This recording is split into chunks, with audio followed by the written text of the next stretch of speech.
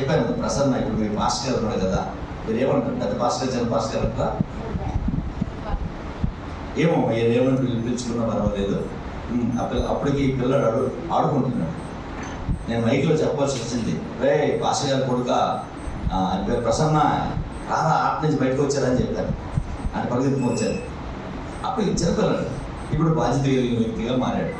ఇప్పుడు ఎన్ని సంవత్సరాలు అయింది? 11 సంవత్సరాలు పూర్తి 12వ సంవత్సరంలోకి వస్తుంది. అది నా 11 చెప్పబోయి 2011 నుంచి జనవరి 11 అనేసి. సో దాదాపు 11 సంవత్సరాలు, అంటే ఈ చర్చికి 11 సంవత్సరాలు కాదండి, అంతకుముందు ఇక్కడ కమలపాకు ఉండేది. అర్థమైంది కదా? ఆ కమలపాకు కూడా వచ్చాం. మరి మేడపల్లి నుంచి ఇక్కడికి రోజు వెళ్ళి వస్తుండేవాడు నత్తనని భాస్కర్. నేను చేసిన తప్పు ఏంటంటే సైకిల్ ఇచ్చేసాను. ఆ సైకిల్ ఇచ్చినందువల్ల ఏం చేస్తుండేవాడు అంటే వెళ్ళి వచ్చేస్తుండేవాడు. ఆ సైకిల్ అవ్వకపోతే ఇక్కడ ఉండేవాడు. ఇక్కడ ఒక ఇల్లు తీసుకుంటున్నాను ఈ వీధిలో.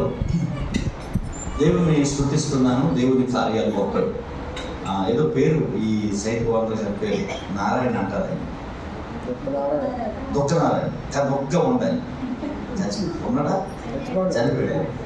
ఆ కొడుకులు కూడా మంచివాడు, భార్య కూడా మంచిది.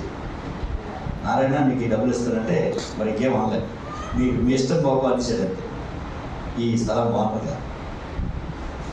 మీరు అర్థమైంది ఆశయం. దీనికి పెద్ద ఎవరంటే నారాయణ గారు, అప్పుడు ప్రెసిడెంట్. మరి నారాయణ గారు మీరే చెప్పేసండి బాబు, ఒక 6,000 రోజులు ఇచ్చేయండి అసెంబ్లీ కదా అని. ఎందుకంటే నీకేమనలేదు. ఆ విధంగా స్థలంని రిజిస్ట్రేషన్ చేసిన తర్వాత కమలపాకు వేయడం జరిగింది. అప్పటికి ఈ చుట్టుపక్కల ఉన్నటువంటి కొంతమంది ఆదివాసులు ఉన్నారు, చాలా మంచి పని చేశారు సార్, మంచిది, మా మధ్యకి మందిరం వస్తున్నందుకు సంతోషిస్తున్నాము అన్నారు. ప్రియులారా, ఆ రోజు నుంచి ఈ రోజు వరకు ఈ మందిరం విషయంలో ఇబ్బంది ఎవ్వరికీ లేదు, నా తల్లికి కూడా ఇబ్బంది లేదు. ఈ మందిరాన్ని బట్టి నేను ప్రభుని స్తుతిస్తాను. ఎందుకనంటే ఇది మా మెతకోడు. అర్థం కలుగుతారు. మా సేవా పరిచర్యలో మొట్టమొదటి మందిరం.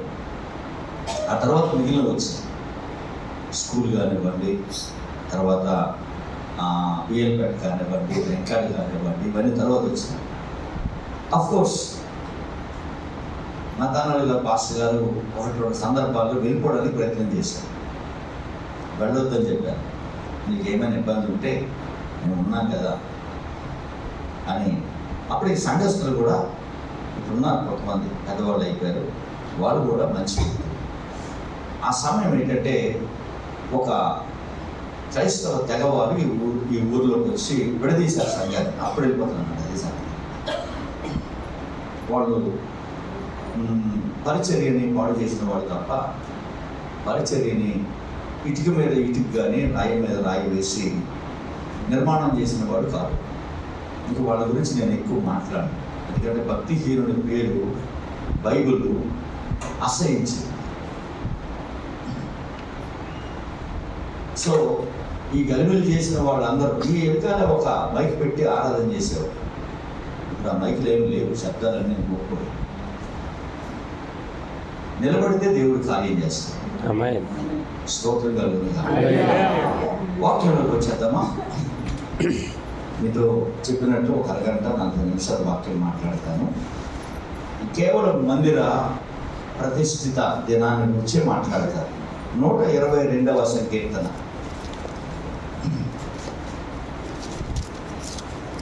కేక్ ఒకటి అలాగే క్యాండిల్ ఒకటి ఏర్పాటు చేసి ఇక్కడ పెట్టేశాను. కీర్తన గ్రంథము ఎంతమందికి ఆలోచన ఉందో 122వ సంకీర్తన 1-2 వచనాలు చదువుదాం. యెహోవా మందిరమునకు వెళ్ళుదమని జనులు నాతో అనినప్పుడు నేను సంతోషించితిని. యెరూషలేమా మా పాదములు నీ గుమ్మములలో నిలుచుచున్నవి. యెరూషలేమా బాగుగా కట్టబడిన పట్టణము వలె నువ్వు కట్టబడి ఉన్నావు. చాలండి ఈ మాటలు, అందులో నుంచే మాట్లాడతారు. వాక్యం మీకు అర్థమవుతుంది, వీడియో కూడా తీసుకెళ్ళాలి కనుక చక్కగా. ఇది బయటికి వెళ్తే కదా అది ఓకే, కేవలం మీరు చూసుకోవడానికి. తర్వాత నాకు ఇస్తావా, డబ్బులు అడుగుతావా? నా ప్రసంగం నాకు ఇవ్వడానికి ఎవరు అవ్వలేదేమో. సరేలే ఇమ్మంటిస్తానులే కానీ ఓకే. ఇందులో చాలా విషయాలు ఉన్నాయి. ఏంటి ఆ విషయాలు అనేది జాగ్రత్తగా విందాం. ఈ కీర్తన రచించినటువంటి రచయిత, గ్రంథకర్త అంటారు. ప్రియులరా, రాజైన దావీదు. రాజైన దావీదు అనే కంటే మహారాజు చక్రవర్తి అయిన దావీదు. ఎందుకంటే అప్పటికి చాలా యుద్ధాలు చేసి ఉన్నత స్థాయికి ఎదిగాడు. ఎవరు? దావీదు గొర్రెల కాపరి అంటారు చాలామంది. గొర్రెల కాపరి కాదు, గొర్రెల శాలలో పనిచేసే, మన పల్లెటూరులో ఏమంటామండి? కంబారోడు అంటామా? పాలేరు అంటాం. శ్రీకాకుళం ప్రాంతం అయితే కంబారోడు అంటారు, ఈ ప్రాంతం అయితే పాలేరు అంటారు. యాక్చువల్లీ పాలేరు కాదు ఈ ప్రాంతం. ఒక 3 సంవత్సరాలకి తెచ్చేస్తామండి, కొనేస్తాం. ఒక 20-30 వేలు ఇచ్చేస్తాం. ఆడే మన పంచన చీగొట్టుకొని మనం వేసిన తగ్గలలో తినేస్తాం. ఏమనుకోవద్దండి దయచేసి, ఇలా చెప్తున్నాను. ఎందుకంటే ఇప్పుడు మీరు కూడా ఆ ఉద్యోగంలో ఉండి ఉండొచ్చు. నాన్నని చూస్తానంటే నాన్న వస్తేనే కానీ పంపించాలి. అమ్మని చూస్తానంటే అమ్మ వచ్చి తీసుకెళ్ళాలి. ఎందుకంటే అతని మీద 30,000 రూపాయలు, 20,000 రూపాయలు, 10,000 రూపాయలు అప్పు ఉంటుంది. అది దావీదు స్థితి. మీకు అర్థమైంది కదా? దావీదు గొర్రెలు కాపరైతే ఇంకేం, రోజుకు ఒక గొర్రెలు వేసుకొని చక్కగా ఫోన్ చేసేవాడు. అర్థమైందా? సో గొర్రెల కాపరి అనుకుంటారు కాదు, గొర్రెల శాలలో పనిచేసేవాడు. ఇది దావీదే మాట్లాడతాడు ధర్మవృత్తాంతాల కదా. నువ్వు నన్ను గొర్రెల శాలలో ఉన్నప్పుడు నాతో మాట్లాడేవాడు. సో దేవుని పిల్లలారా, అలాంటి దావీదు మందిరమును గురించి మాట్లాడుతున్నాడు. మందిరం అసలు లేదండి. హైందవ వేదాల్లో మీరు గమనించవచ్చు, ఖురాన్లో మీరు గమనించవచ్చు, పరిశుద్ధ గ్రంథమైన బైబిల్లో మీరు గమనించవచ్చు. మందిరాలు లేని దినాలని. మీకు అర్థమైందా? అసలు మందిరమే, దేవుడు ఉంటే మందిరం ఉంటుంది. అసలు దేవుడే లేడు. ఎందుకంటే రాజే దేవుడు కనుక. రాజులు ఏం చేసేవారంటే మందిరాన్ని కట్టనిచ్చేవారు కాదు. ఎందుకంటే వారి అధికారం పోతుంది. సో వారి కరెన్సీ మీద వాళ్ళ ఫోటో ఉంటుంది. ప్రతి ఇంట్లో కూడా వాళ్ళ ఫోటో ఉండాలి. ఎవరి ఫోటో? రాజుగారి ఫోటో. మీరు చైనాకి వెళ్ళండి, జింగ్పింగ్ ఫోటో ఉంటుంది ప్రతి ఇంట్లో. ఎవడి ఇంటిలో అతని ఫోటో ఉండదో వాళ్ళు లేపడతారు. పక్కన ఉన్న చైనా, మన పక్కన ఉన్న చైనా ఇప్పటికీ వెళ్తుంది. ఇంకా మరి నేను చెప్పనక్కర్లేదు, ఈ కువైట్ ప్రాంతాలు ఉన్నాయి కదా, అంటే అరబ్ దేశాలు, అక్కడ కూడా వాళ్ళే లీడర్స్, వాళ్ళే దేవుడు. అంటే మీకు అర్థం కూడా చెప్తున్నాను.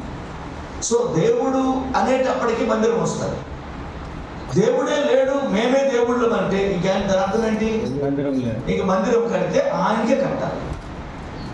అది అలాంటి కాలం, అలాంటి దినాల్లో మందిర రూపాన్ని తీసుకొచ్చిన వాడు దావీదు, యాకోబు. దేవునికి స్తోత్రం కలుగును గాక. మందిరానికి ఏమి ఇచ్చాడు? ఒక రూపం, ఒక కళ్ళలో ఒక రూపం ఇచ్చాడు. ప్రతిష్ఠితి చేయలేదు రాళ్లతోని, కమలగా కానీ గుడి దడిగా కానీ ఏమీ నిర్మాణం చేయలేదు. ఒక కళ్ళలో చూశాడు. ఏమని? ఇది దేవుని మందిరమే కానీ మరొకటి కాదు. ఇది బాగా మీరు గమనించాలి. నేను చరిత్రలోంచి కూడా మాట్లాడుతూ ఉన్నాను. అసలు దేవాలయమే లేనటువంటి కాలం. అలాంటి కాలంలో ఒక దర్శన రూపంలో, ఒక కళ రూపంలో యాకోబు ప్రపంచానికి ఏం చూపించాడు? ఒక దేవాలయం చూపించాడు. ఆ తలకడగా చేసుకున్న రాయిని ఏం చేశాడంటే పాతి, భూమిలో పాతి, ఆ నేలతో ఆ రాయిని కడిగి ఆ మట్టిని లోతు చేసి దాని మీద వారి అమ్మగారు ఇచ్చిన నూనె పోసి ఇది దేవుని మందిరమే, వేరొకటి కాదు, కట్టలేదైనా, జస్ట్ కలగన్నాడు. దాన్ని నిర్మాణం చేసిన వాడు దావీదు. దేవునికి స్తోత్రం కలుగును. హల్లెలూయా.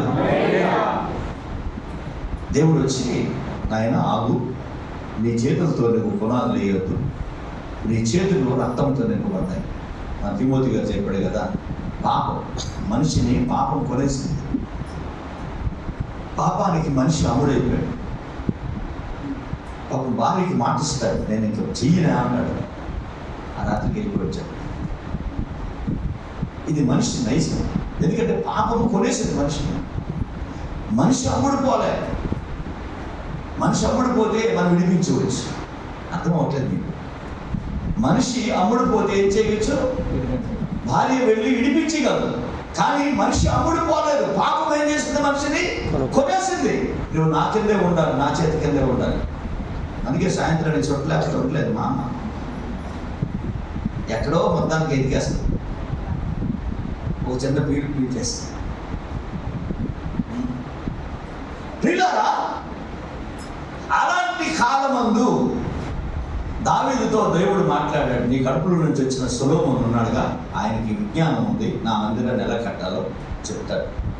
ఇదంతా మనం 137వ సంకీర్తనలో చూడగలం. మీరు ఇప్పుడు దిగండి.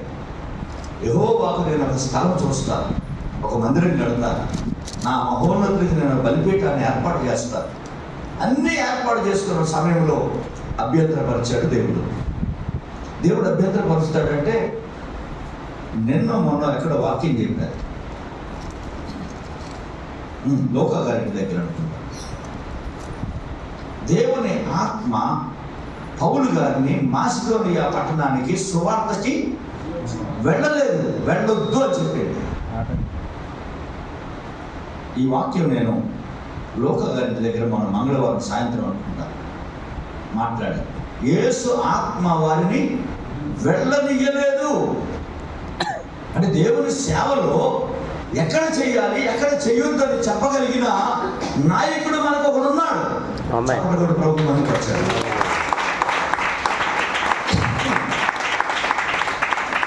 చెయ్యాలా, చేయొద్దా, చేయకూడదా? ఒకవేళ మీరు అనుకోవచ్చు, పెద్దయ్య గారి విజయనగరం నుంచి వచ్చి చెప్తే మనం మానేద్దామని. నో. దేవుని ఆత్మనే ఒక వ్యక్తి, ఒక శక్తివంతుడు మనకున్నాడు. పరిచర్యలో చెయ్యాలా, చేయకూడదా? ముందుకు వెళ్ళాలా, వెళ్ళకూడదా? ఆటంకపరచాలా, ఆటంకపరచకూడదా? Slab అయ్యాలా, negligent అయ్యాలా?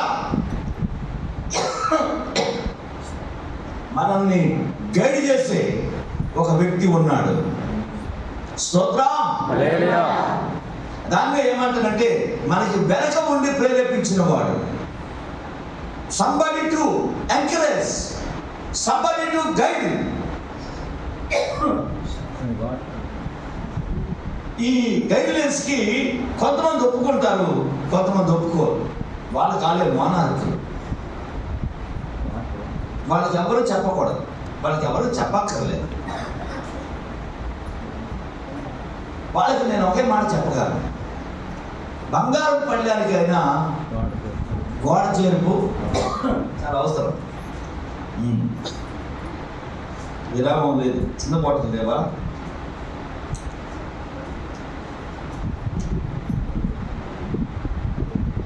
వద్దులేండి, ఒక బాటిల్.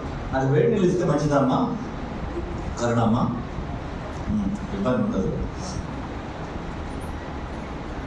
30వ తేదీ నుంచి నాకు కంటిన్యూగా వాకింగ్ చెప్పడం అలవాటు అయిపోయింది. ఒకరోజు 2 సార్లు, ఒకరోజు 1 సారి. మళ్ళీ ఈరోజు కాకుండా మళ్ళీ రేపు పగలు 14వ మీటింగ్, పాస్టల్ మీటింగ్. మళ్ళీ శనివారం రాత్రి మళ్ళీ ప్రసంగం, ఆదివారం నాడు 2 ప్రసంగాలు. 2 అయితే 2, 3 అయితే 3. చూడాలి దేవుని దయ వల్ల. అంటే వేడి చేసింది బాగా. సరే వినండి జాగ్రత్తగా. ఎక్కడి వరకు వచ్చాను? ఎస్, సంబడి, ఎవరో ఒకరు మనం ఏం చేయాలి? గైడ్ చేయాలి. త్రోవ చూపకుంటే నేను దీన్ని అర్థం చేసుకోలేను అన్నాడు ఫైనాన్స్ మినిస్టర్, ఇథియోపియా దేశపు ఆర్థిక శాఖ మంత్రి నపుంసకుడు. ఫిలిప్పు, నువ్వు చదువుతున్నది గ్రహించావా అని అడిగాడు. గ్రహించలేకపోవడం ఏంటండి? యాజ్ ఏ ఫైనాన్స్ మినిస్టర్గా అర్థం చేసుకోలేడా? దేవుని సంగతులు అర్థం కావు మనుషుడికి. ఇది కొరింథీ పత్రికలో రాయబడింది. మనుష్య ఆత్మకి మనుషుని సంగతులే అర్థం కావు. దేవుని సంగతులే అర్థం చేసుకోగలడు. ఈ మాట నేను వాడతాను ఎప్పుడు కూడా. సైన్స్ ఎక్కడ ఫెయిల్ అయిందంటే తన తోటి స్నేహితుల యొక్క మనసులో ఏముందో తెలుసు తెలుసుకోలేకపోయాడు. సముద్ర గర్భాన్ని తెలుసుకుంటే లాభం ఏంటి, ఆకాశ మండలాన్ని చదివితే లాభం ఏంటి? నీ ప్రక్కన ఉన్న వాడు నీ కొరకు ఎన్ని గొయ్యలు అవుతున్నాడో తెలుసుకోలేకపోతున్నా. మన ఏదో పిఎస్ఎల్వి ఫెయిల్ అయింది ఉపకరణం, ఇది చెప్పగలిగాడా? అయిపోయారు సైంటిస్టు ఆయన ఉన్నాడు. ఒకప్పుడు దేశ ప్రధాని చేత ఆ బలాన్ని అనిపించుకునేవాడు. ఫెయిల్యూర్స్ మానవ చరిత్రలో ఉంటాయి, దేవుని గ్రంథంలో మాత్రమే ఉండవు, కనబడవు. దేవునికి స్తోత్రం. ఆయన ఫెయిల్యూర్ కాదు, ఆమేన్, ఆయన సక్సెస్ఫుల్. ఆమేన్, స్తోత్రం కలుగునుగా. హల్లెలూయా. బైబిల్ చెప్తుంది, విశ్వాసమునకు కర్తయు దానిని కొనసాగించువాడు. ఫెయిల్ అయిన లేడు. ఫెయిల్యూర్స్ అన్నది నేను బైబిల్లో చూడను, కనబడదు. అందుకే నాకు ఇది ఇష్టం. సో అలాంటి దేవుణ్ణి నమ్మగలమా? కొద్ది వాయిస్ తగ్గించి మాట్లాడతాను, బెస్ట్ అనిపిస్తుంది.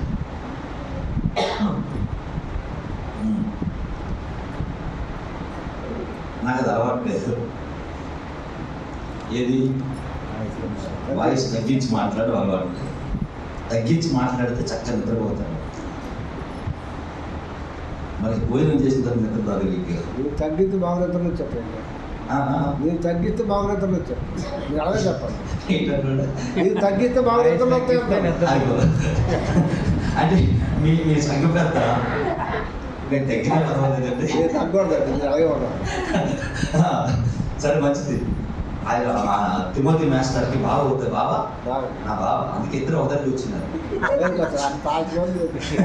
ఆయన పాస్టర్ కదా, మాస్టర్ ఆయన. ఇప్పుడే పాస్టర్ చేసి మంచిది. ఇద్దరు బాబా బాబా ఒకరికి కూర్చున్నారు. అసలే సంక్రాంతి. సరే, ఈ జోకులు కూడా అయిపోతుంది, అదే ఫీడ్ అయి ఉంటాయి. జాగ్రత్త గమనించండి. దేవుని ఆత్మ మనల్ని గైడ్ చేస్తూ ఉంటారు. కొన్నిసార్లు మన ఆలోచనల్లో ప్రియులారా మనం ఏమేమో కళలు అంటుంటాము. యాకోబు అని వద్దు, కళ కందాము, ఆ కళ నిజమయ్యేటట్లుగా సిద్ధపడదాం. కళలు చాలా వస్తాయి, కానీ కళలు నిజమవడం చాలా తక్కువ.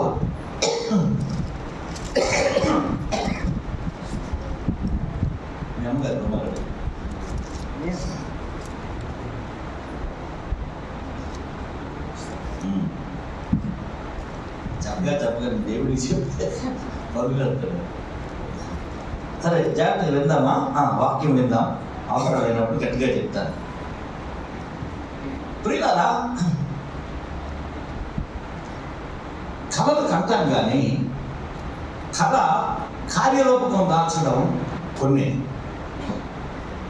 మనుషులకి ఎన్నో కళలు వస్తుంటాయి. యాకోబు యొక్క కళ నిజ రూపం దాల్చింది, అంటే నిజమైంది. ఏంటి నిజమైంది? దేవుడు మరొకసారి మాట్లాడతాడు యాకోబుతో. నీవు నాకు ఒప్పుకున్నావు మందిరం కట్టు.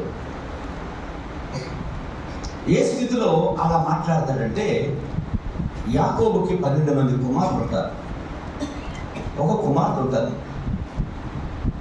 వారి జీవిత ప్రయాణంలో చక్కని పచ్చని పొలాల్లో జీవించేవాడు, అంటే మాంగారి దగ్గర ఉండేవాడు. బాగా వినండి జాగ్రత్తగా. ఇప్పుడు మాంగారు తరిమేశాడు బయటికి. 2 భార్యలు, 2 ఉపపత్నులు. బైబిల్ ఏంటంటే ఉపపత్నులు కాదు, వారి దాసి. యాకోబుకి దాసి 4 వారిని భార్యల కింద లెక్కేసుకోవాలి. ఎందుకంటే వాళ్ళందరికీ పుట్టినటువంటి వారే 13 మంది. ఇప్పుడు చంచలం అవుతున్నాడు యాకోబు. నీ జీవితంలో ఇలాంటివి రాకూడదని కోరుకోకండి. వస్తాయి, అనారోగ్యాలు వస్తాయి. ఆ సందర్భంగా ఎదురుగుండా ఒక ఆయన వస్తున్నాడు. ఆయన పేరు ఏశావు, తన అన్నయ్య. ఎలాగ వస్తున్నాడంటే, నా జ్యేష్ఠత్వాన్ని జస్ట్ చిక్కుడుగా కోరికి లాగేసుకున్నాడు. వాడిని చంపిస్తే ఇక చేష్టం మళ్ళీ నాకే వస్తుంది కదా అని ఏషావు యొక్క ప్లాన్లో ఏషావు ఎదురుగుండా వస్తున్నాడు. ఇది జీవితంలో జరిగే ప్రతి మనిషికి ఉన్న అపశృతులు అంటారు. యాకోబుని మనము సింపుల్గా అంచనా వేస్తాం. అంటే యాకోబుని ఎందుకు తీసుకొచ్చానంటే దేవాలయం యొక్క నమూనాని ప్రపంచానికి తెలియపరిచిన వాడు. ఇది కట్టిన వారికి ఆ బాధ్యత, ఆ భారము తెలుస్తుందండి. నివసించిన వారికి తెలియదు. అది మీ ఇల్లు అయితే కావచ్చు, దేవాలయాలు కావచ్చు, ప్రియులారా కొన్ని అప్పులు తీర్చిన వారికి కావచ్చు. అది చాలా భారమైనటువంటిది. అంటే మన క్రిస్టియానిటీలో అలవాటు ఏమైపోయిందంటే దొరలిస్తే మనము ఎంజాయ్ చేయడం అలవాటు అయిపోయింది. నేను దాన్ని అంగీకరించాను. ఎందుకంటే దేవుడు ఎవరో పెట్టిన గుడ్లని మరొకరు పొగుడుతానంటే యేసయ్య గ్రంథంలో అది మంచిది కాదని చెప్పాడు.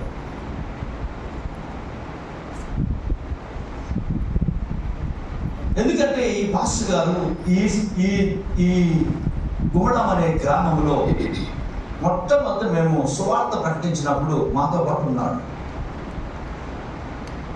ఆ రోజు ఆ రాత్రి, అంటే ఇదంతా మీకు ఎందుకు చెప్తున్నానంటే చాలా మందికి తెలియాలి ఈ విషయాలు.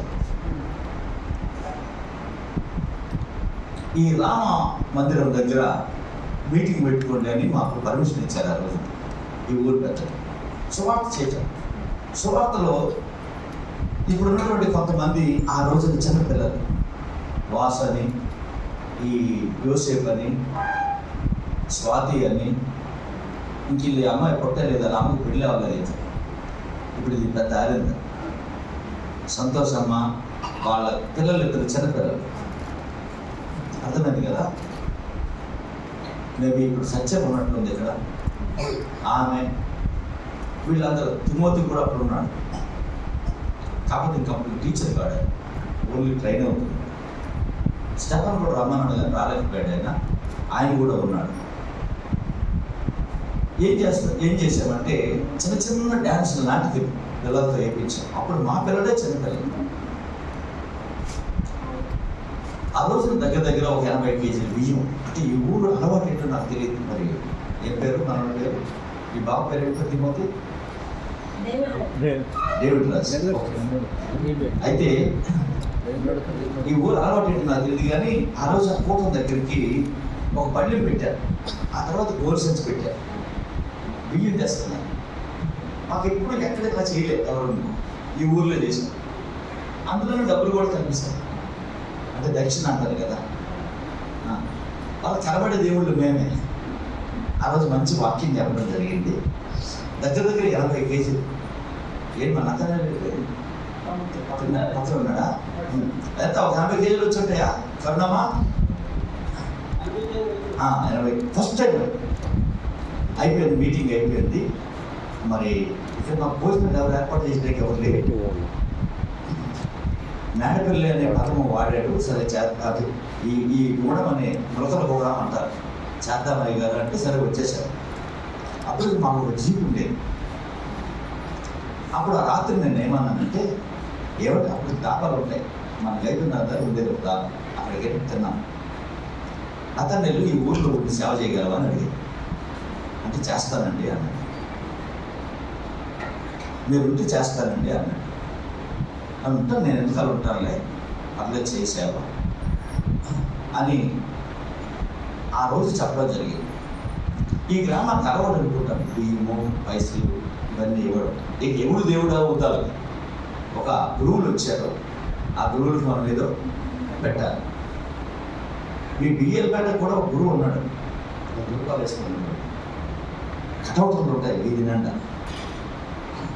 ప్రతి గ్రామానికి ఇది ఒక అలవాటు. అంటే దేవుని యందు ఏముండాలి? భయము, భక్తి. వారు నడిపిస్తారనేటువంటి. ఆ తర్వాత ఈ వీధిలో అనుకుంటాను నివాసం ఉన్నాడు. ప్రారంభించాడు ఆరాధన. ఆ తర్వాత స్థలం కొన్నాం, పాకేశాం. చాలా కాలము నిజంగా ఆ సిస్టర్ సిస్టర్ గారు నాకు కూతురు లాంటిది. ఆమె ఈ కమలపాకులో చాలా కాలం చాలా ఓపికగానే ప్రయాణం చేసింది. ఎందుకంటే నేను మరి కొంతమంది బిడ్డలు వచ్చి కమలపాకు తీసి దీన్ని చేద్దాం అనేటప్పుడు దాని నిండా ఉన్న చెద, దానికి ఉన్న ఉట్టి, దానికి ఉన్నటువంటి ఏమంటారు కదా, ఇక్కడే ఈ స్థలంలో ఒకసారి ఇంజనీర్ గారిని తీసుకొచ్చాను. ఈ గైపుదాల్లో పనిచేస్తున్నాడు అక్కడ జయకుమార్ గారని. వారు ఇక్కడ ఏమైనా స్లాబ్ వేద్దామా, పొలం చేద్దామా అని అడిగితే పనికిరాదు సార్, ఆ పని చేయకండి అనేసి. ఇది ఈ మట్టి అంట, చాలా లోతుకి వెళ్ళాలి. పైన ఇవి ఉన్నాయి, ఏమంటే కరెంటు వైర్లు ఉన్నాయి. కనుక దీనికి స్లాబ్ వేయలేదని నా మీద నందే. స్లాబ్ ఎందుకు వేయలేకపోయామంటే పైన ఏమున్నాయి కరెంటు వైర్. మీకు గుర్తుందో లేదు, ఇవన్నీ వెల్డింగ్ చేయడానికి పడుకొని చేశారు, కూర్చొని చేయలేదు. ఎందుకంటే కూర్చొని చేస్తే పైన వైర్లు ఉన్నాయి, చచ్చిపోతాయి. భయపడిపోయాడు ఎక్కడానికి. నేను ఎక్కి చూపించాను పడుకొని చేయడానికి. ఒక్క రోజులోనే ఈ రేకుల షెడ్ని లేపడం జరిగింది.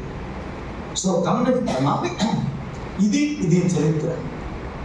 సో యాకోబు తన జీవితంలో మందిరము పునాది అయితే వేసాడు తప్ప మందిరం ఏం చేయలేకపోయాడు, కట్టలేకపోయాడు. అది ఎక్కడో వైష్ణవ అరణ్యంలో ఎదురైనటువంటి సన్నివేశం. మందిరం ఎలా కట్టగలడు? మీరు గమనించండి, మనం ఎక్కడైనా మందిరం కడితే అప్పటికప్పుడు ఎక్కడ ఉండవు. ఆ మందిరం కట్టి ఆరాధన స్టార్ట్ చేసిన తర్వాత ఒక్కొక్క ఇల్లు పోతాడు. వాళ్ళందరూ వచ్చేమంటారంటే మా సౌండ్ ఎక్కువైపోయింది అంటారు. అర్థమైందో లేదు మీకు? కానీ ముందు మాత్రం ఎవరు దగ్గరికి రాదు. నిర్మానుష్యమైనటువంటి ప్లేస్లో ఏర్పాటు చేస్తాం. దేవునికి స్తోత్రం కలుగును గాక. హల్లెలూయా. సో మందిరం అంటే ఒక వెలుగు దీపస్తంభం లాంటిది. సో యాకోబు జీవితంలో ఈ మందిరం కట్టడానికి ముందుకెళ్తాడని నేను అనలేను, కానీ చెప్పాను కదా, ఎదురుగుండా ఒక అన్న శత్రువుగా బయలుదేరాడు. వెనక నుంచి లాబాన్ అనే తన భార్య యొక్క తండ్రి ప్రియులారా వెంట తరుగుతూ ఉన్నాడు.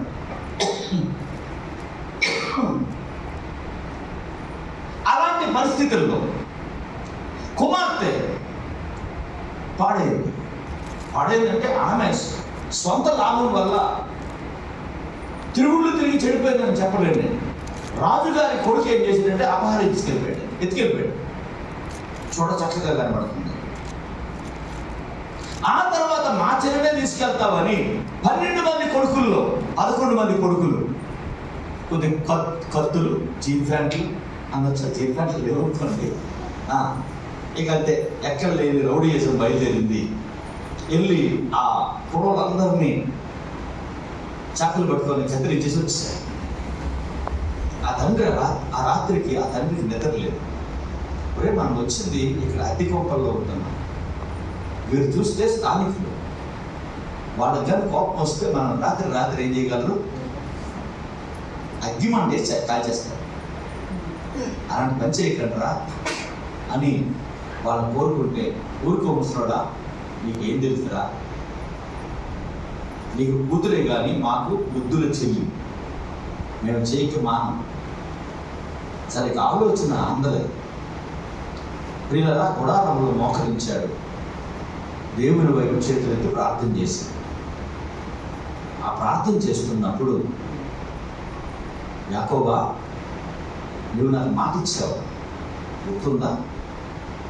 నేను వెళ్ళు ప్రతి స్థలంలో నాకు తోడుగా ఉంటే, కడుపు నిండా ఆహారం పెడితే, కట్టుకోవడానికి వస్త్రం ఇస్తే, ఉండడానికి నేడిస్తే, నువ్వే నాకు దేవుడు, నేను అదవు. బాగా అర్థం చేసుకో, నేను నిన్ను వదలను. 2, నీవు నాకు దేవుడు అయి ఉంటావు, నేను విడిచిపెట్టు. నాకు వచ్చే రాబడిలో 10వ వంతు చేస్తాను. నేను నిలిపిన ఈ రాయిని ఒక మందిరంగా చేస్తాను అని మాట ఇచ్చాడు. మర్చిపోయాడు. మనం మాటిస్తామండి, ఏం చేస్తుంటాం? మరుపు సహజం.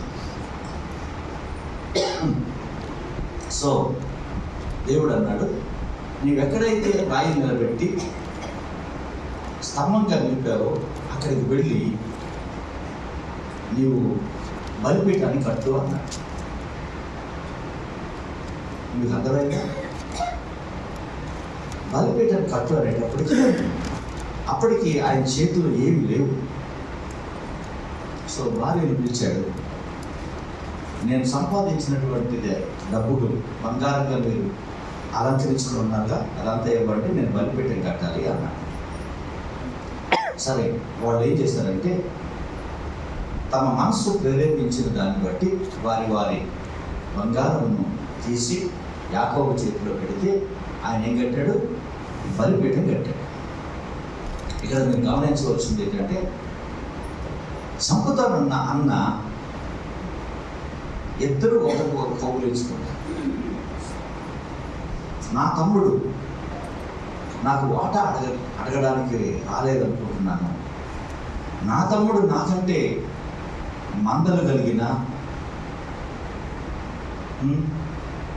ఆవులు, గొర్రెలు, మేకలు, గాడిదలు, మందలు కలిగిన అంత ధనవంతుడు అయినందుకు నేను తమ్ముడా నేను అభినందిస్తున్నాను అని కౌగులించుకొని ముద్దాడి, నువ్వు నేను ప్రయాణం చేద్దాం ఒక తండ్రి కొడుకులుగా అని అన్నాను. నా ఆస్తి అంతా పట్టుకెళ్ళిపోతున్నామని చెప్పిన మామ అంటే తన భార్య యొక్క తండ్రి ఆయన ప్రశాంతత అయ్యాడు.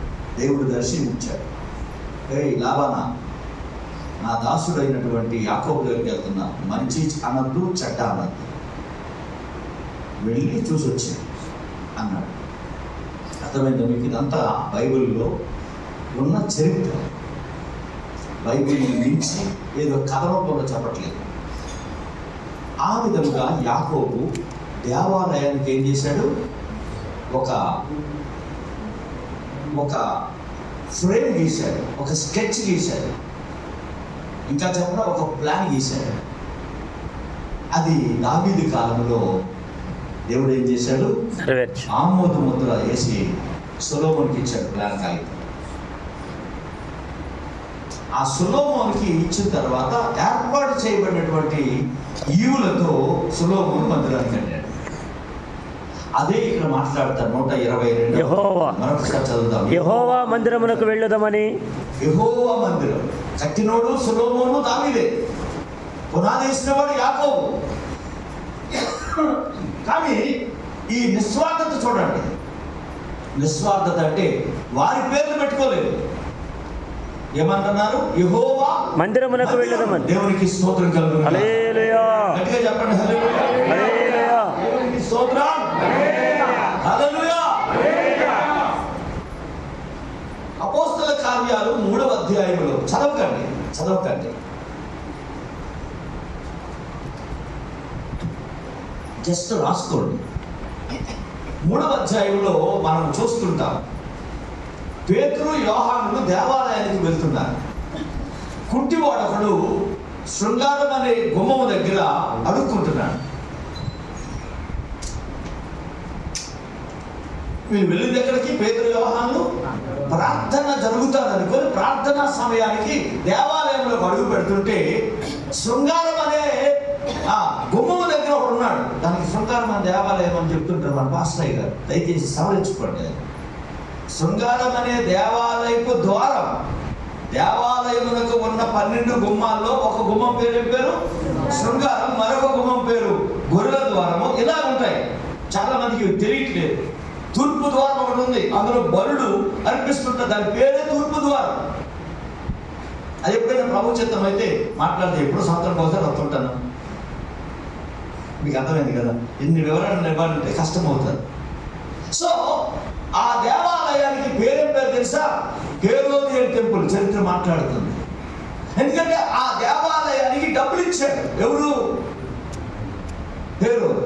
తన ఖజానాలో నుంచి కొన్ని లక్షల రూపాయలు ఆ కమిటీకి ఇస్తే ఆ కమిటీ ఏం చేసిందంటే ఆ దేవాలయాన్ని కట్టింది. కట్టేసిన తర్వాత పెయింటింగ్ అయిపోయినాక వెళ్ళి అడుగుతారు, అన్నాక సార్ దేవాలయం సంపూర్ణమైంది, మీరు అడుగు పెట్టాలి సార్. అప్పుడు రాజుగారు చెప్పింది ఏంటంటే, నేనే కట్టించాడు కనుక నా పేరు పెట్టండి అన్నాడు. కనుక అప్పటి నుంచి దాని పేరేం పేరు? హేరోదియన్ టెంపుల్ అంటే హేరోదు చేత కట్టబడిన దేవాలయం. అఫ్ కోర్స్ ఆ దేవాలయం కట్టబడడానికి వెనుకాల ఒక ఆవిడ ఉంది. ఆవిడ రక్తస్రావ రోగం కలిగిన స్త్రీ. ఇదంతా మీకు విచిత్రంగా కనిపిస్తుంది కదా, పక్క ఆధారాలతో మీకు నేను చెప్పగలను. తన భార్య ప్రియుల బైబిల్ గ్రంథంలో ఉన్నటువంటి ఆ రక్తస్రావ రోగం కలిగిన స్త్రీ ఉంది కదా, ఆమె తన భర్తను ఏం చేసిందంటే ప్రేరేపించింది. అయ్యా, మా వాళ్ళకి దేవాలయం లేదు మేము ఆరాధించుకోవడానికి, మేము పూజించుకోవడానికి, ప్రార్థన చేసుకోవడానికి ఆ దినాల్లో మీ వాళ్ళే ఈ దేవాలయాన్ని నాశనం చేశారు. దయచేసి ఆ దేవాలయాన్ని మీరు పునర్నిర్మాణం చేయండి అని కొన్ని నెలలు బతిలాడుకుంది. ఈ మధ్యన నేను 31 తేదీన ఆ దేవాలయంలో ఏ విధమైన అపవిత్రత కార్యక్రమాలు జరుగుతుండేవో చెప్పుకొచ్చారు. దాన్ని వెలుగుల పండుగ అన్నాను. యేసు ప్రభు వారు ఆ సొలొమోను మందిరపు మంటపం దగ్గర తిరుగాడుతూ బోధ చేస్తా ఉన్నాడు. ఆ విషయాలన్నీ చెప్పుకొచ్చారు. ప్రియులారా, ఆమె బతిమలాడిట మేరకు యూదుల యొక్క ఫేవరిజం సంపాదించు కొరకు హేరోదు ఏం చేశాడంటే కొంత డబ్బులు దానికి ఇచ్చి ఆ దేవాలయాన్ని నిర్మాణం చేశాడు.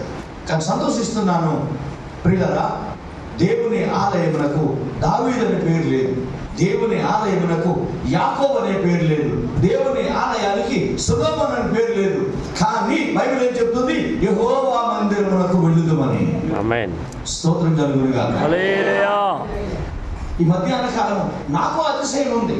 ఈ స్థలం కొన్నాను, ఈ మందిరం కట్టాను, బట్ నా పేరు ఇక్కడ వద్దు. ఎవరిది ప్రతిష్ఠించేశాను? ఎవరికి? దేవునికి. ఇది అతనేది కూడా కాదు, వాళ్ళ కొడుకుది కాదు, నాదే కాదన్నప్పుడు ఇంకెవరిది అవుతుంది? దేవుడు. అంతే కదా, బాగా చెప్తుంది అమ్మ. నువ్వు అలా కనుక ఎవరితో మీ అయ్యగారితో ఇంకా సోదరికి వెళ్ళిపోతానికి. సో దేవుని ఆలయము దేవుడే. దేవుడి ఆలయం పెద్ద చనిపెద్దలు వాళ్ళకి ఏం మాట రావట్లేదు. దేవుని ఆలయానికి ఎవరమ్మ పెద్ద? దేవుడే. ఆమేన్. ఆమేన్. ఆమేన్. ఆ దేవుని ఆలయంలో, ఆ దేవుని పాలనలో నడిపించబడుదుగాక. ఆమేన్. అప్పుడు చింతిస్తా ఉంది దేవుడి భార్య. దేవుడే పెద్దన్నాడు అయ్యారు. కొన్ని ఇళ్లలో తన భార్య ఏం చెప్తే అదే వేగం. అవునా కాదా? ఏం మాట్లాడేటండి? అవునండి. చెప్పండి అమ్మ, మీ మాట ఎన్నాళ్ళు? మీ మాట లేకపోతే ముక్కలను చూపిస్తారు. ముక్కలు అంటే ఏం లేదు, దుమ్ములు పండుగ.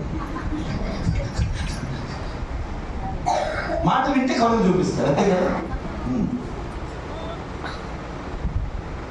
కొన్ని ఇళ్లలో ఆడవారు సైలెంట్గా ఉంటారు. రాజ్యం ఎవరిది? మగవారు. అర్థమైంది కదా. అలాగే మన దేవుని పరిచర్యలో మనం మౌనంగా ఉందాము గాక. ఆయన మాట్లాడును గాక. మనం మౌనంగా ఉందాం గాక. ఆయన మాట్లాడును గాక. ఆయన మాట్లాడే దేవుడు. బైబిల్ ఎంత స్పష్టంగా మాట్లాడుతుంది.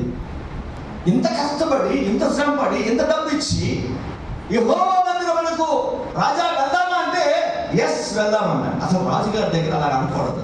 తమరు కట్టించిన మాతాండ బ్రహ్మాండమైన దేవాలయం స్వాగతం సుస్వాగతం అని పలకాలి. ఎవరికి? రాజుగారి. మీకు అర్థమైంది కదా. కానీ అలాగంటలే, యెహోవా మందిరమునకు వెళ్దామా సార్? అప్పుడు దావీదు అంటాడు, ఎందుకు వెళ్ళకూడదు? మన వెళ్తారండి. నేను మీతో ఒక సామాన్యమైన మనిషిగా. యాక్చువల్లీ దావీదు స్టేటస్ ఏంటి తెలుసా? మహారాజు, చక్రవర్తి. స్తోత్రం. దారి పొడుగున వస్త్రాలు పర్వాలి. ఓడిపోయిన మన మంత్రులకి ఏం చేయాలి? దారి పొడుగున ఓడిపోయారు కాదా? మా విజయనగరంలో అశోక్ గైపతి రాజు వచ్చినప్పుడల్లా ప్రతి వీధిలో ఏం చేస్తారంటే చీర పంచుతారు.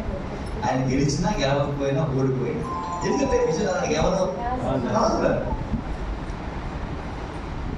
కానీ దావీదు అవేమీ కోరుకోలేదు. మందిరంలోకి వెళ్దామంటే సామాన్యమైన ఒక మనిషిగా బయలుదేరిపోయాడు. ఎక్కడికి? దేవుని మందిరం, దేవుని ఆలయానికి. ప్రియులారా, మీకు ఒక విషయం తెలియాలి. సామాన్యమైన ప్రజానీకానికి కూడా రాజు అలా కూర్చున్న ద్వారా, రాజుగారు అలా దేవాలయమునకు నడిపించబడటం ద్వారా, రాజుగారు దేవాలయమునకు ప్రియులారా ప్రయాణము చేయటం ద్వారా దేవుడు అందరికీ సమానుడు అని తన జీవితంతో సాక్ష్యం ఇస్తూ ఉన్నాడు. ఆమేన్. ఒక ప్రత్యేకమైనటువంటి మన గ్రామాల్లో అంటే నాకు వినబడింది, నేనైతే దాన్ని అంగీకరించను. ప్రియులారా, అంతో ఎంతో కొద్దిగా ఆలోచన కలిగిన వ్యక్తికి పాస్టర్ గారి పక్కన ఏమేయాలట? నల్లగాటం కుర్చీ వేయాలి. ఇప్పుడు మా తిమోతికి కుర్చీ అయిపోతే ఆయనకి వెళ్దాం. ఎందుకంటే మాస్టర్ అంటే తిప్పుతారు అనుకోక. అంటే కొంతమంది యొక్క భావన ఏంటంటే మేమేం పాస్టర్ గారి కంటే తక్కువ, మనం మనందరము సమానమని, దేవుడికి ఒకే ఆలోచన కలిగి ఉన్నదని మనము మాటతో కాదు జీవితంతో చెప్పుదాం కాక. స్తోత్రం. హల్లెలూయా. అందుకే నా ఎన్నికలు ఎవరు వాటర్ బాటిల్ పట్టుకుంటానన్నా, కారు తలుపు తీస్తానన్నా దిగను నేను. ఎందుకు? మనమే స్పెషల్ ఏమి? దేవుని దృష్టిలో కాదు, మనందరం సమానమే. సమానం. కానీ ఈ రోజున కొన్ని సంఘాలు నేను కనపడ్డా ఎంత తప్పుకుంటారా అంటే తప్పుకోవడం అంటే వాళ్ళు ఎందుకు పడిగినారా? మీరు ఒక్కడే పనికి వస్తారా? నువ్వు చెయ్యి, నెక్స్ట్ టైం మరొక టీంకు. తద్వారా దేవుడు పక్షపాతి కాడు, ఆయన అందరికీ సమానమైన వాడు. హల్లెలూయా.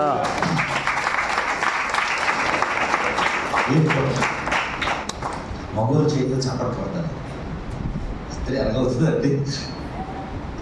అందరూ బాగా చప్పడ కొట్టారు. అంటే ఆ పక్షపాతం ఏమైనా ఉందా మీ చర్చలో? మన అదర్ అప్పుడప్పుడు దాటేస్తుంటాడు కదా. కరుడ మన కామ్గా ఉంటుంది. ఇక కరుడమేనా పోండి. అప్పుడప్పుడు అనిపిస్తుంది కారం కొడితే బాగుంటుంది అన్నదాన్ని, కానీ పట్టదాన్ని. సరే ఉంది. దేవుడు మనందరికీ సమానుడు.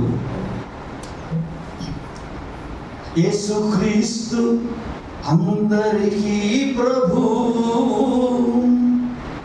యేసే లోక రక్షకుడు.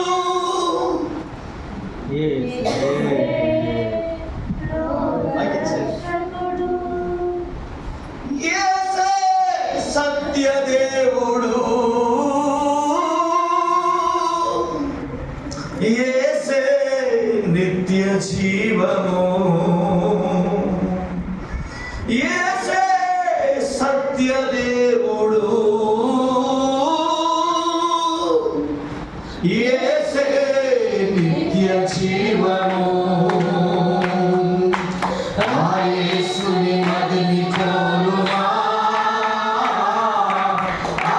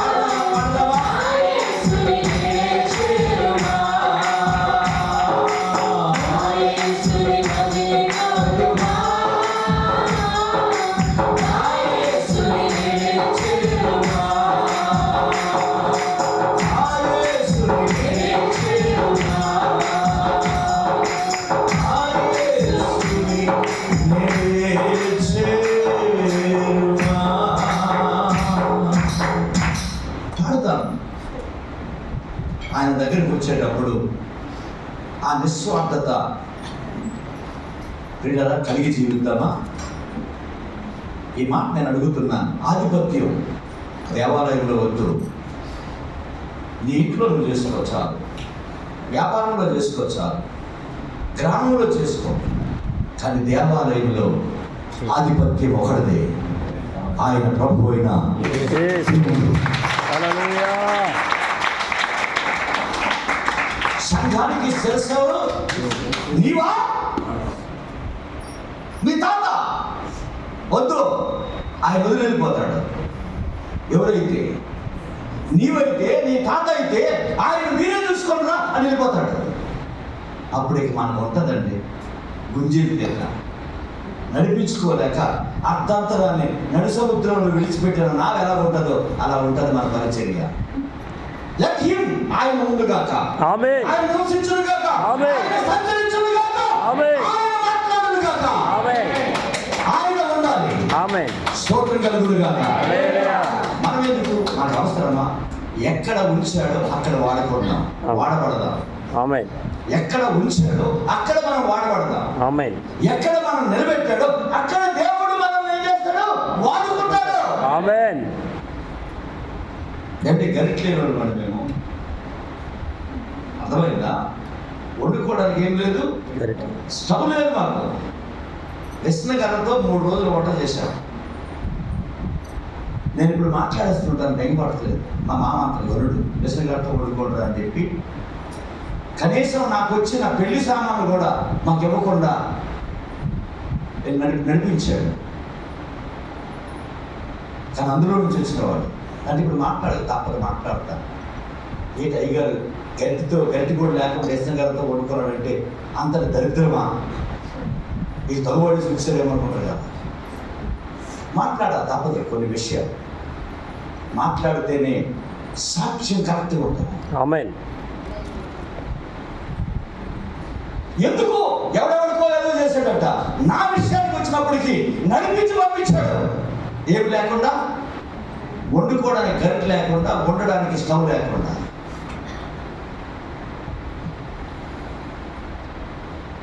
ఇప్పటికీ 62 సంవత్సరాలు ఆరోగ్యవంతులంగా తల్లి 5గురు ఉన్నామంటే నూకల బియ్యం ఏం తిన్నాం? మొట్టమొదటి దినాల్లో ఆ నూకల బియ్యం ఎంత లాభం తెలుసా అండి? ఎంత లాభమో తెలుసా? చేతిగా ఉన్నటువంటి చూసారు, చిన్న యు ఆకారంలో ఉంటాయి నూకలు. అంటే మొదలు ఏమవుతుంది? కట్ అయిపోతుంది. ఏదన్నా బాబు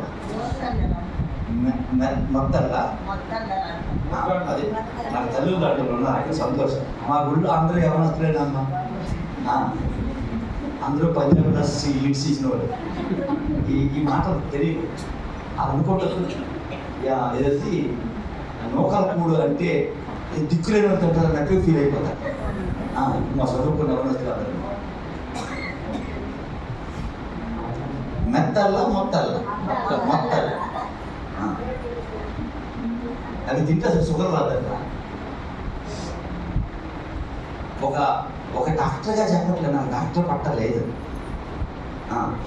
కానీ మెడికల్ క్యాంపులు చేసిన వ్యక్తిగా గర్భంలో నుంచి ఒక కూతురు డాక్టర్గా వచ్చినందువల్ల వారితో ఉన్న సంబంధాన్ని బట్టి చెప్తున్నాను, అది చేదు. అందుకే మా శ్రీకాకుళం ప్రాంతంలో నూకలుప్మా చేస్తారు. మీకు చేస్తారో లేదు తెలియదు. ఉప్మా రవ్వతో చేస్తారు, గోధుమ ఉప్మా రవ్వతో. అది వేరే చేసి పెట్టారు. ఎప్పుడైనా తిందామని అనిపిస్తుంది, కానీ నూకల ఉప్మా. మీ అయ్యగారికి 4 రోజులు ఏంటంటే ఆ షుగర్ అనేది దగ్గరికి వస్తే అడగండి. ఆయన తింటాం, మీరు పెట్టడం.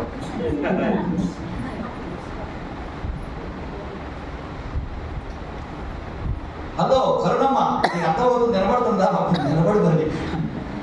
నిలబడి వరి చెప్తుంది. నూకలు పాతకాలం బ్రష్ పేస్ట్ ఏముండేవా? ఏముండేవి? యాప్పలు. ఇప్పుడు ఎందుకు మనకి అదే ఇంటి ముందు వేసి నన్ను నాగంటారా అంటే దానికి పూజిస్తున్నారు తప్ప ఏం చేయట్లేదు. ఆ యాప్ పనులు చేసేవాడు. ఆ పల్లెటూరు లేదు, ఏం మనసు వస్తుందో అమ్మమ్మ అయ్యగారు పక్కారు పేరు మీద పెడుతుంది కదా అది వస్తుంది. ఆ పేస్ట్ ఆ బ్రష్ వాడు ఎక్కడ వాటిలో ఉన్న ఆరోగ్య సూత్రాలు ఎవరొస్తారు బాబు విచిత్రంగా చూస్తున్నారు. ఎందుకంటే వీళ్ళకి బ్రష్ పేస్ట్ అవుతారు, ఉదయం 10 గంటలు వేస్తారు, అందరు తినేసి తోలేసినాక అమ్మ టిఫిన్ లేదా, ఇప్పుడు అంతా బండేసుకు వెళ్ళిపోవడం ఎక్కడికి, దాని పేరు చెప్పండి, డాబాకి. అక్కడేమో ఎవరు పరిచయం అవుతారు, తాగుబోతులు పరిచయం అవుతారు, పరిశుద్ధులు ఎందుకు పరిచయం అవుతారు, సాయంత్రం పార్టీ ఉందిరా అంటే రాత్రి 12కి వస్తారు. అమ్మో ఇలా మారిపోయింది నా కొడుకు, ఆశ్చర్యాన్ని మీరు బాగా ప్రార్థన చేయండి, ఇంకేం ప్రార్థన చేస్తారు, ఇంకా కష్టపడతారు. ఆలోచిస్తున్నారా? యెహోవా మందిరం. సో ఇప్పుడు మాట్లాడదాం 122వ సంకీర్తనలో పిల్లల చదవండి మొదటి వచనం. యెహోవా మందిరమునకు వెళ్ళుదమని జనులు నాతో అనినప్పుడు నేను ప్రజలకి ఎంత సంబంధం. ఇప్పుడు నాయకుడి తాలూకా గేటు ముట్టడానికి చెప్పండి అలా ప్రెసిడెంట్ గారండి వాటా కార్డు లేదండి అంటే వెళ్ళమ్మా ఇప్పుడు అవుదాం. ఎవరు ఓటుతారు? మీరేసిన ఓటు. సత్సంబంధం, నాయకుడికి ప్రజలకున్న బంధం విడదీయలేంది.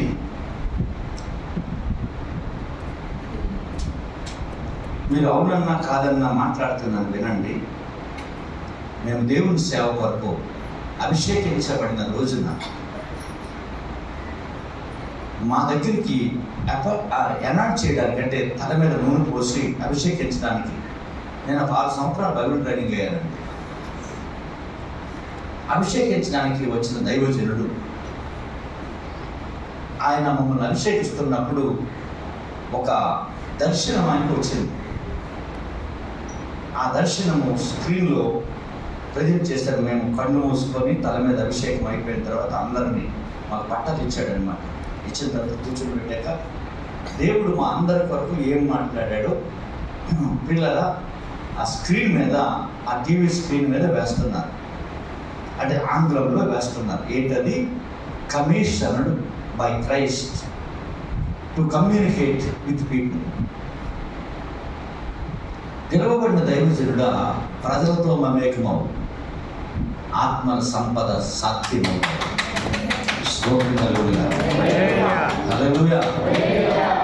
అర్థమైందా మీకు? తెలుగులో చెప్తున్నాను. దైవజనుడా సేవకు వెళ్తున్నావు అధికారం చేయడానికి కాదు, ఏం చేయడానికి? ప్రజలతో మమేకమవడానికి. వారిని ఆ మమేకంలో ప్రభు దగ్గరికి నడిపించాలి. ఆమేన్. విజయనగరం నేను ఎక్కడికి వెళ్ళినా వాళ్ళ మనసుల్లో ముద్రించబడతాను. వాళ్ళ మనసుల్లో ఏమవుతానో ముద్రించబడతాను. ఇంకొక చనిపోయిన తర్వాత కూడా మరొక 3 తరాలు మర్చిపోరు. ఎందుకు? ఆస్తి సంపాదిస్తే ఏముంది? పిల్లలు ఖర్చు పెడతారు, ఎంజాయ్ చేస్తారు, కానీ పేరు సంపాదించారు. స్తోత్రం కలుగుతుంది. హల్లెలూయా. హల్లెలూయా. దావీదు చిరకాలము ఆయన ఎవరు మర్చిపోలేదు. బైబిల్లో అతను ఏం చేయలేదు. ఏ గ్రంథంలో ఏ జాబితాలో చూసినా ఆయన్ని తీయలేదు. అందరి జాబితాలో ఆయన ఉన్నాడు. యేసుక్రీస్తు జాబితాలోకి వచ్చాడండి. మొన్న వాక్యం చెప్పాను, దావీదుకి ఏమి యాజకుల మీద అధికారం చేయడానికి, యాజకత్వాన్ని 28 గుంపులుగా విడదీయడానికి ఆయనకున్న అధికారం ఏంటి? ఆయనకున్న దర్శనం ఏంటి? రాజు ఎప్పటికీ యాజకుడు కాలేడు, యాజకుడు ఎప్పటికీ రాజు కాలేడు. ఇది శిలాశాసనం. మీకు అర్థమైందా? మోషే నాయకుడే, యాజకుడు కాదు. యాజకుడు అహరోను, మోషే కాదు. మోషే ఈజ్ మోషే, అహరోన్ ఈజ్ అహరోన్. దేవుడు మోషేతో చెప్పాడు, నాకు యాజకుడిగా ఉండడం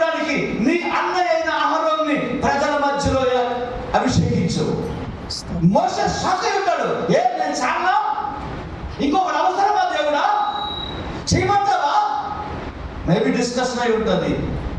మేబీ అప్పుడే దేవుడు అంటాడు, మోసే మోసే, అహరోను అహరోనే. అహరోను ఎన్నటికీ మోసే కాలేడు, మోసే ఎన్నటికీ అహరోను కాలేడు. స్తోత్రం కలుగును గాక. మేబీ అబ్రహాము పెద్ద మహారాజే కావచ్చు గాక, కానీ ఎక్కడికి వెళ్ళిపోయాడు? యాజకుడైన మెల్కీసెదెకు దగ్గరికి వెళ్ళి మోకరించి ఆశీర్వాదం తీసుకోవాలి. అందుకే మొన్న మా వైజాగ్ పెద్దొత్తులో చప్పట్లు కొడుతూ అయ్యగారు రావాలి ప్రతి జనవరి. ఓ బాబు వచ్చే జనవరి కొంటాము పోతామని ముందు ఈరోజు చెప్పండి, వాక్యం ఆనందించండి అని చెప్పారు. ప్రియులారా, రాజు ప్రజల మధ్యలో, ప్రజలు రాజుతో కలిసి నడుస్తున్నారు. ఆయన సెక్యూరిటీ అక్కర్లే. ఎవరికి? రాజుకి అక్కర్లే. ఈయన సెక్యూరిటీ ప్రజలే. జనులు మందిరంలోకి వెళ్ళుదుమని జనులు నాతో అన్నప్పుడు నేను సంతోషించితిని. యెరూషలేమా, ఎందుకు సంతోషించాడు చెప్పగలరా? తన ప్రజలు ఏమై ఉన్నారో తనకి బాగా తెలుసు. వాళ్ళు దైవభక్తి గల ప్రజలు, దేవాలయములకు తప్పకుండా వెళ్ళే ప్రజలు, దేవుని ఆలయంలో తమ చింతలు, తమ వేదన, తమ దుఃఖాన్ని పంచుకొని దేవునితో ప్రార్థించే ప్రజలు వాళ్ళు. స్తోత్రం కలుగును గాక. హల్లెలూయా. ప్రజలను గురించిన వివరణ విషయము ఎరిగిన వాడు దావీదు. ప్రజలతో మమేకమైపోయిన వాడు దావీదు. ప్రజల ఆదరణ పాలన చూడవలసిన వాడు దావీదు. అందుకే దావీదు వాడిలో ఒక మంచి మాట తెలుసా? 23వ కీర్తనలో, పచ్చిక గల చోట్ల ఆయన నన్ను పరుండ చేయుచున్నాడు, శాంతికరమైన జలముల యొద్ద. శాంతికరమైన అంటే తన ప్రజల్లో ఎవ్వరు ఆయన తిరుగుబాటు చేయలేదు.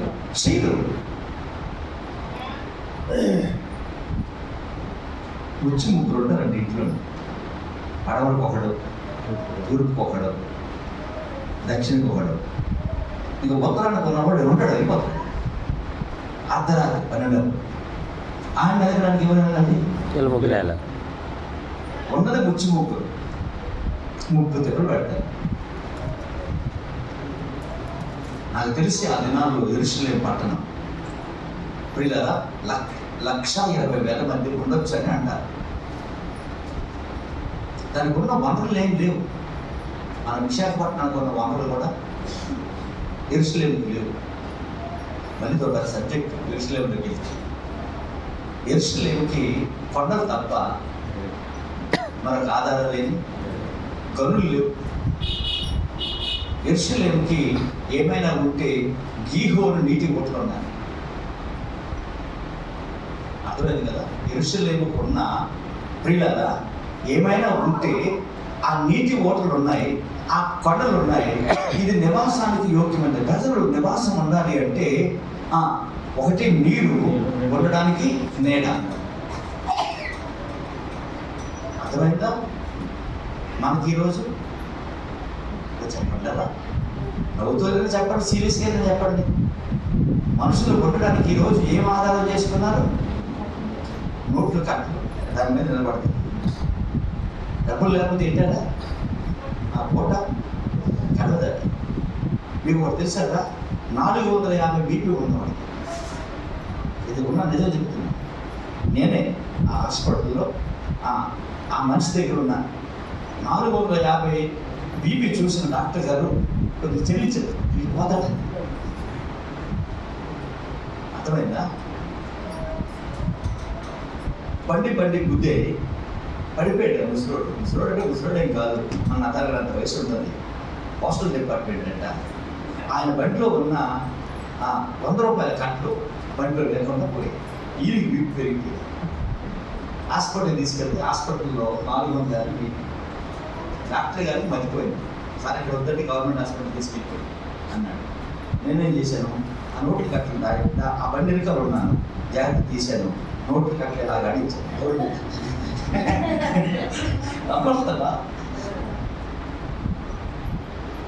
అబ్బు ఉన్నాయా డబ్బులు అన్నాడు.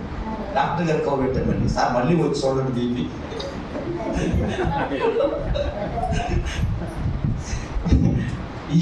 నన్ను అడుగుతున్న డాక్టర్ గారు, వెంకటేశ్వర గారు, ఏం చేశారు సార్ మాయ? ఏం చేశారు మాయ? ఏదో చేశారు సార్, ఇంటికి పంపించదురా అని అడిగారు. ఆ 2 నోటీల కట్టలు ఏం చేశాను ఆయనకి ఇచ్చేసి జాగ్రత్తగా బండి ఎక్కించి ఇంటికి వెళ్ళిపోండి తాతయ్య గారు అని చెప్పారు. ఒక 20 సంవత్సరాల క్రితం జరిగిన సంఘటన. మనిషి ఇప్పుడు దేని మీద నిలబడ్డం నేర్చుకున్నాడు.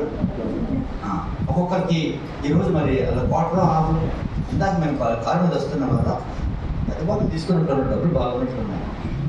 ఏమిటి నా ముందు కూర్చున్నాం, అది ఫుల్ బాటిల్ ఫ్రీ బాటిల్ అంటే ఫుల్ ఏంటది, ఫుల్ మర్చిపోయినా 45 సంవత్సరాలు అయింది, ఎక్కడ గుర్తుంటాయి. పట్టుకున్నాడు బాగా అడ్డం పెడుతున్నాడు, అలాగా ఆయనకి ఎక్కడికి చూడమని అక్కడ మరి రోడ్డుకి సగం నడుపుతున్నాడు. ఏం పడుతుంది ఇప్పుడు మనుషులు దేని మీద నిలబడుతున్నారు? 1 డబ్బు, 2 వేస్తున్నాం. అడిగి సిగరెట్ లేకపోతే దొడ్డుకు రాదట, ఈవికి చొట్టు లేకపోతే అందట చెంబట్టుకుంటాయి. మనిషి దేని మీద ఆధారపడ్డాడు? మనిషి ఆధారపడ్డాడు. ఆధారం దావీదు అంటాడు, నా ఆధారం నీవేనయ్యా. 4వ సంకీర్తనలో మాట్లాడిన మాట, నా ఆధారము నీవే. దైవ సన్నిధానంలో ఈ మాటలో ఇంకొక మాట చదివి ముగిస్తున్నాను. 2వ వచనం, యెరూషలేమా మా పాదములు నీ గుమ్మములలో నిలుచుచున్నవి. గుమ్మములో నిలుచుచున్నవి. చాలు. ఈ యెరూషలేము లోనే ఉందండి మందిరం.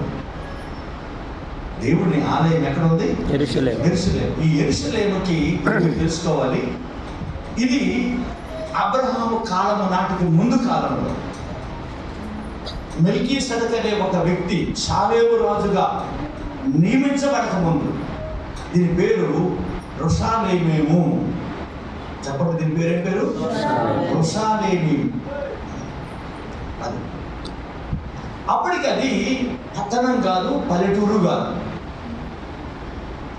ఎవరో కొంతమంది తెలుసుకున్నారు, ఈ కొండ కింద నీటి ఓటలు ఉన్నాయి, గీహోరు నీటి ఓటలు ఉన్నాయని తెలుసుకున్నాను.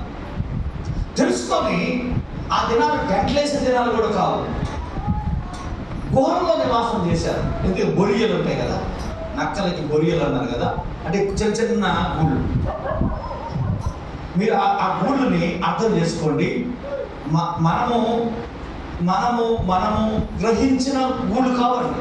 మన పెద్ద పక్కలు ఉన్నాయి, ఏమన్నాయి, ఏవో మహా ఉంటే ఒక 10-15 ఉంటాయి. సౌలు రాజు తరుగుతున్నప్పుడు దావీదు సౌలు రాజుకి దొరకకుండా ఉన్నన్ని గుహలు ఉన్నాయి. అర్థమైపోయింది. అంటే అది పట్టణముగా తయారు చేయబడి, యెరూషలేముగా కేంద్రముగా తయారు చేయబడి, ఇశ్రాయేలు దేశానికి ముఖ్య పట్టణముగా నియమించబడిన కాలము నాడు ఆ గుహలు ఎన్నున్నాయో ఎవరికి తెలియదు. రాజైన సౌలు వెతుకుతుంటే దొరకలేదు. ఎవరు? దావీదు. అప్పటికి గుహలు ఉన్నాయంటే అప్పటికి ముందు 2700 సంవత్సరాల కాలం నాటి చరిత్ర మాట్లాడుతున్నాను. బైబిల్ అబద్ధం కాదు. ఈ మాట చెప్తున్నాను. నేను మేసం మీద చేయి పెట్టకూడదు, కానీ దమ్ముంటే కూర్చుందాం. నీవు నేను, నా పుస్తకము నీ పుస్తకము తెలుసుకుందాం. కొట్టుకోవద్దు, మాట్లాడదాం. నేను చనిపోయిన తర్వాత ఇవన్నీ రిలీజ్ చేయ తప్పులేదు, బతుకుంటాడు వద్దు, వేసేస్తాను. ఇదంతా జ్ఞానం వద్దుదండి, మాట్లాడుకుందాం, ఏం పర్వాలేదు. చరిత్ర బైబిల్ మాట్లాడుతుంది, అంతటి గొప్ప చరిత్ర. అలాంటి గుహల్లో ప్రియులారా నివాసం ఉండి మట్టి పాత్రలను తయారు చేశారు. మన దేశానికి ఒక చిన్న చరిత్ర, మహాంజదరారప్ప అనే చరిత్ర. అది తిమోతి మాస్టర్ గారికి తెలుసు. నువ్వు ఆర్ట్స్ సైన్స్ అయితే నీకు అంత అర్థం కాదు. కాకపోతే మహేంద్ర చాలా బాగుంది మీ ట్రైనింగ్లో ఈడీలో కానీ డిఈడీలో కానీ చాలా తెలుసు. మీకు అర్థమైంది కదా. ఇటుక పరిశ్రమ కాలమని, ఇటుక పరిశ్రమ కాలమని బ్రిటిష్ వారు రైల్వే లైన్లు వేస్తున్నప్పుడు వాళ్ళే చెప్పారు. మట్టి పిడతలు ఇటుక పరిశ్రమ ఆ కాలం, వాటిని అమ్ముకుంటా జీవించేవాడు. ఇది ప్రపంచంలో ఒక బాగా అలవాటైపోయింది. బ్రిటిష్ వాళ్ళ మీద పడి ఎడుగుతారు.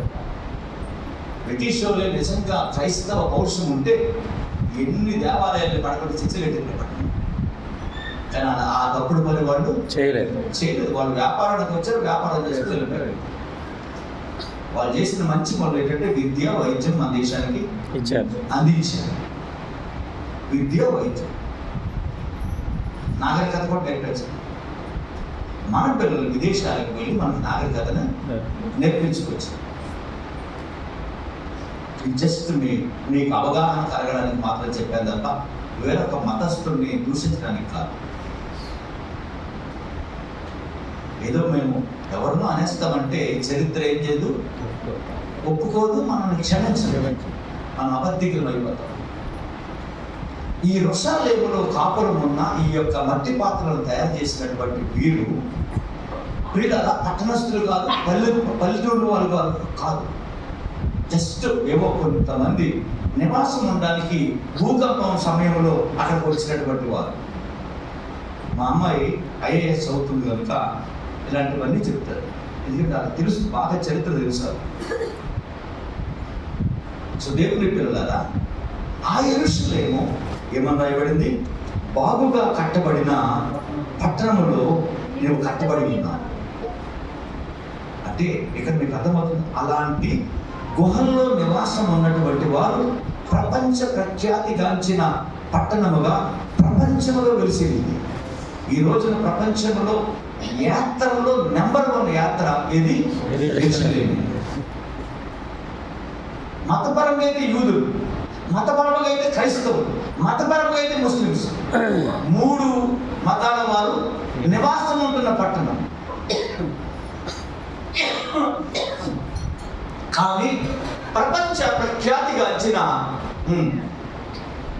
చూడదగిన నగరముగా ఏర్పాటు చేయబడింది యెరూషలేము. అంటే దేవుడు తన ప్రజలని ఎన్నుకుంటే అలాగే చేయగలడు, అలాగే చేయగలడు. నువ్వు పేద కుటుంబం కావచ్చు, దీన కుటుంబం కావచ్చు, కమ్మల పాత్రలో ఉండొచ్చు, అది కూడా ఉండకుండా చెట్టు కింద నివసించవచ్చు. కానీ ఆయన తలుచుకుంటే యెరూషలేముకు ఏ స్థితి దేవుడు తీసుకొచ్చాడు, నీకు కూడా అదే స్థితిని తేగలడు, తెచ్చిపెట్టగలడు. స్తోత్రం కలుగును గాక. హల్లెలూయా. దేవునికి మహిమ కలుగును గాక. నీవు మాకు ఇచ్చిన భాగ్యం తరతరములకు మరువము దేవా. ఎన్నుకొంటి సేవ కొరకు కొనసాగించుము మా యాత్ర. నీవు మాకు ఇచ్చిన భాగ్యం తరతరములకు మరువము